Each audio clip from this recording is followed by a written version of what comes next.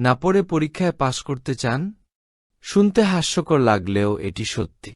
আজকের ভিডিওটি মূলত পরীক্ষায় পাশ করার উপায় নিয়ে।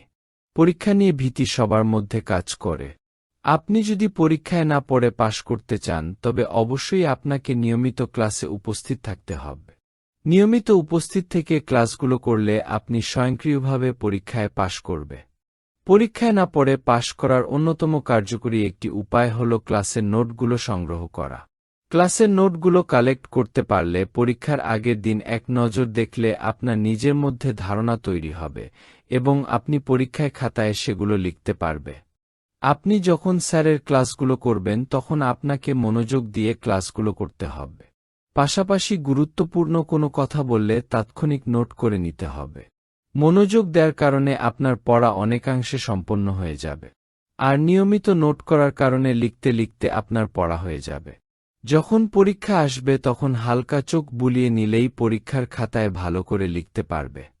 আমরা আপনাকে আগেই বলেছি যে না পড়ে পরীক্ষায় পাশ করতে চাইলেও আপনাকে পরীক্ষার আগের দিন একটু হলেও পড়তে হবে। আপনি পরীক্ষার আগের দিন একটু পড়ার চেষ্টা করবে। একটু ধারণা নিতে পারলে ভালো হবে। আর বিস্তারিত পড়ার কোনো প্রয়োজন নাই। আপনি পরীক্ষায় পাশ করতে চান প্রথম হতে না।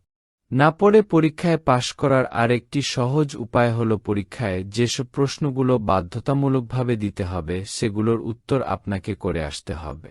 পরীক্ষায় এমন অনেক নির্দেশনা দেয়া থাকে যে এত পরিমাণ প্রশ্নের উত্তর করতে হবে। তখন আপনার কাজ হবে আপনি জানেন বা না জানেন সবগুলো প্রশ্নের উত্তর আপনাকে করে আসতে হবে। পরীক্ষায় সবগুলো প্রশ্নের উত্তর করে আসলে ভুল হোক আর সঠিক হোক সর্বনিম্ন একটা নম্বর আপনি পাবে। যে স্কোর আপনাকে পাশ করতে সহায়তা করবে। পরীক্ষায় পাশ করার জাদুকরী একটি উপায় এটি। পরীক্ষায় না পড়ে পাশ করার জন্য সুন্দরভাবে খাতা উপস্থাপন করা গুরুত্বপূর্ণ। ভিডিওটি ভালো লাগলে সাবস্ক্রাইব করতে ভুলবেন না।